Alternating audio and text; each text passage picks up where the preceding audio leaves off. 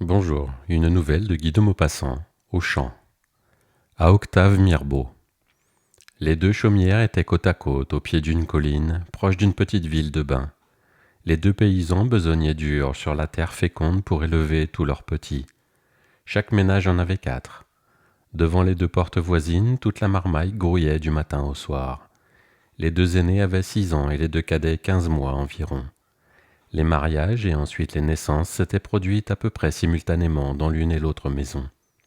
Les deux mères distinguaient à peine leurs produits dans le tas, et les deux pères confondaient tout à fait. Les 8 noms dansaient dans leur tête, se mêlaient sans cesse, et quand il fallait en appeler un, les hommes souvent criaient 3 avant d'arriver au véritable. La première des deux demeures, en venant de la station d'eau de Rolleport, était occupée par les Tuvache, qui avaient 3 filles et un garçon. L'autre masure abritait les Valin, qui avaient une fille et 3 garçons. Tout cela vivait péniblement de soupe, de pommes de terre et de grand air. À 7 heures le matin, puis à midi, puis à 6 heures le soir, les ménagères réunissaient leurs mioches pour donner la pâtée, comme des gardeurs d'oies semblent leurs bêtes. Les enfants étaient assis, par rang d'âge, devant la table en bois, vernie par 50 ans d'usage. Le dernier moutard avait à peine la bouche au niveau de la planche. On posait devant eux l'assiette pleine de pain molli dans l'eau où avaient cuit les pommes de terre, un demi-chou et 3 oignons. Et toute la lignée mangeait jusqu'à plus faim. La mère empâtait elle-même le petit. Un peu de viande au pot-au-feu le dimanche était une fête pour tous, et le père ce jour-là s'attardait au repas en répétant « Je m'y ferai bien tous les jours ». Par un après-midi du mois d'août, une légère voiture s'arrêta brusquement devant les deux chaumières, et une jeune femme, qui conduisait elle-même, dit au monsieur assis à côté d'elle « Oh, regarde Henri, ce tas d'enfants. Sont-ils jolis comme ça, grouillés dans la poussière ?» L'homme ne répondit rien, accoutumé à ces admirations qui étaient une douleur et presque un reproche pour lui. La jeune femme reprit. « Il faut que je les embrasse. Oh, comme je voudrais en avoir un. Celui-là, le tout petit. » Et sautant de la voiture, elle courut aux enfants, prit un des deux derniers, celui des Tuvache, et l'enleva dans ses bras. Elle le baisa passionnément sur ses joues sales, sur ses cheveux blonds frisés, pommadés de terre, sur ses menottes qu'il agitait pour se débarrasser des caresses ennuyeuses. Puis elle remonta dans sa voiture et partit au grand trot. Mais elle revint la semaine suivante, s'assit elle-même par terre, prit le moutard dans ses bras, le bourra de gâteaux, donna des bonbons à tous les autres, et joua avec eux comme une gamine, tandis que son mari attendait patiemment dans sa frêle voiture.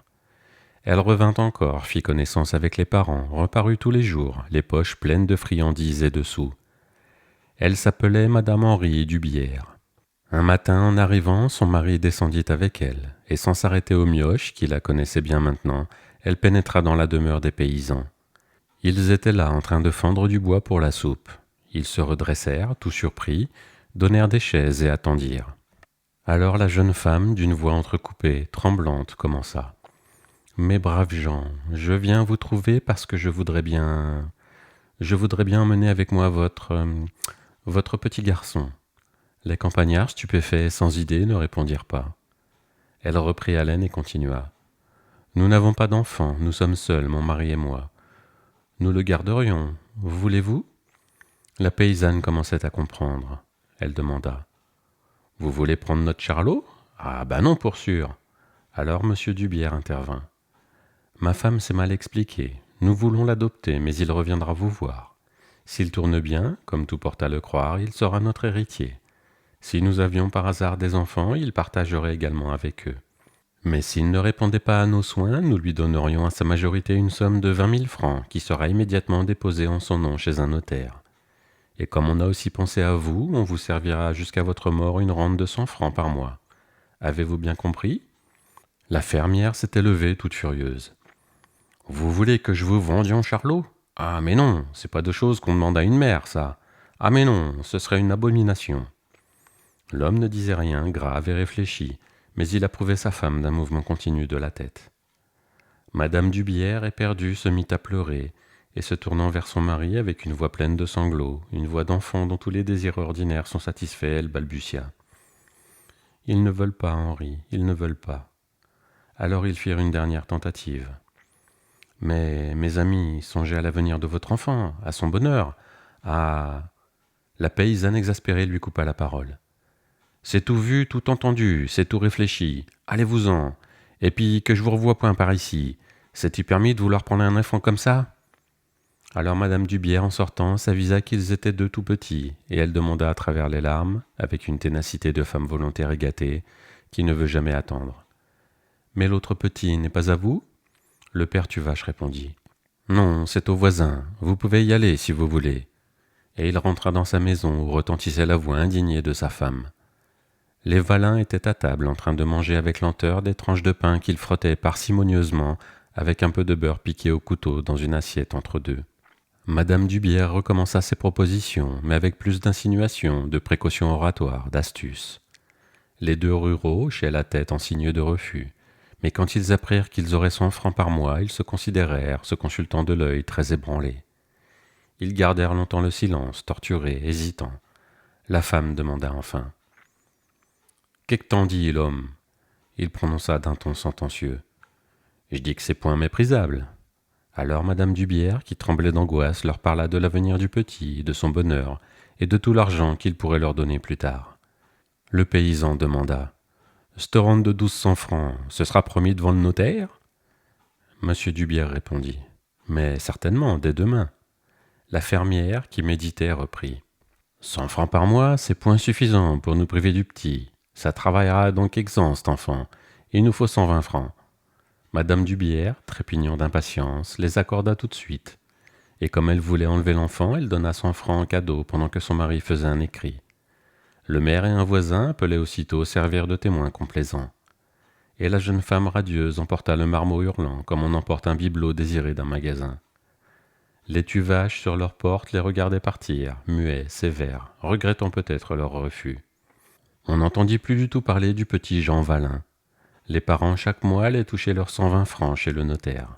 Et ils étaient fâchés avec leurs voisins parce que la mère Tuvache les agonisait d'ignominie, répétant sans cesse de porte en porte qu'il fallait être dénaturé pour vendre son enfant, que c'était une horreur, une saleté, une corromperie. Et parfois elle prenait en ses bras son Charlot avec ostentation, lui criant comme s'il eût compris. « Je t'ai pas vendu, mon p'tio. Je vends pas mes enfants, mais je suis pas riche, mais je vends pas mes enfants. » Et pendant des années, et encore des années, ce fut ainsi chaque jour. Chaque jour des allusions grossières qui étaient vociférées devant la porte, de façon à entrer dans la maison voisine. La mère Tuvache avait fini par se croire supérieure à toute la contrée parce qu'elle n'avait pas vendu Charlot.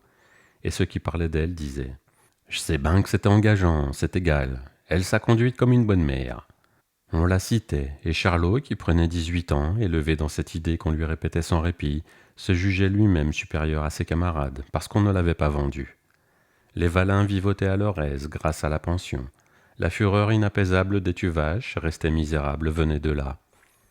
Leur fils aîné partit au service, le second mourut. Charlot resta seul à peiner avec le vieux père pour nourrir la mère et 2 autres sœurs cadettes qu'il avait. Il prenait 21 ans quand un matin, une brillante voiture s'arrêta devant les 2 chaumières. Un jeune monsieur avec une chaîne de montre en or descendit, donnant la main à une vieille dame en cheveux blancs. La vieille dame lui dit « C'est là, mon enfant, à la seconde maison. » Et il entra comme chez lui dans la masure des Valin. La vieille mère lavait ses tabliers, le père, infirme, sommeillait près de l'âtre. Tous deux levèrent la tête et le jeune homme dit « Bonjour papa, bonjour maman. » Ils se dressèrent effarés. La paysanne laissa tomber des mots à son savon dans son eau et balbutia. « C'est ité, m'néfant ? C'est ité, m'néfant ?» Il la prit dans ses bras et l'embrassa en répétant « Bonjour maman », tandis que le vieux, tout tremblant, disait de son ton calme qu'il ne perdait jamais « Te v'là-t-il revenu, Jean ?» comme s'il l'avait vu un mois auparavant. Et quand il se fut reconnu, les parents voulurent tout de suite sortir le fiou dans le pays pour le montrer. On le conduisit chez le notaire, chez l'adjoint, chez le curé, chez l'instituteur. Charlot, debout sur le seuil de sa chaumière, le regardait passer. Le soir, au souper, il dit au vieux « Faut-il que vous ayez été sot pour laisser prendre le petit au Valin ?» Sa mère répondit obstinément « Je voulions point vendre nos téfants. » Le père ne disait rien, le fils reprit « C'est-il pas malheureux d'être sacrifié comme ça ?» Alors le père Tuvache articula d'un ton coléreux « Vas-tu pas nous reprocher de t'avoir gardé ?» Et le jeune homme brutalement « Oui, je vous le reproche, que vous êtes des niants. Des parents comme vous, ça fait le malheur des enfants, que vous mériteriez que je vous quitte. » La bonne femme pleurait dans son assiette. Elle gémit tout en avalant des cuillerées de soupe dont elle répandait la moitié. Tuez-vous donc pour élever des éléphants. Alors le gars rudement. J'aimerais mieux n'être point né que d'être ce que je suis. Quand j'ai vu l'autre tantôt, mon sang n'a fait qu'un tour. Je me suis dit, voilà ce que je serais maintenant. Il se leva. Tenez, je sens bien que je ferais mieux de ne pas rester ici, parce que je vous le reprocherai du matin au soir, et que je vous ferai une vie de misère. Ça, voyez-vous, je vous le pardonnerai jamais. Les deux vieux se taisaient, atterrés, larmoyants. Il reprit. Non, cette idée-là, ce serait trop dur. J'aime mieux m'en aller chercher ma vie autre part. Il ouvrit la porte, un bruit de voix entra. Les Valin festoyaient avec l'enfant revenu. Alors Charlot tapa du pied, se tournant vers ses parents, cria. Manant, va! Et il disparut dans la nuit.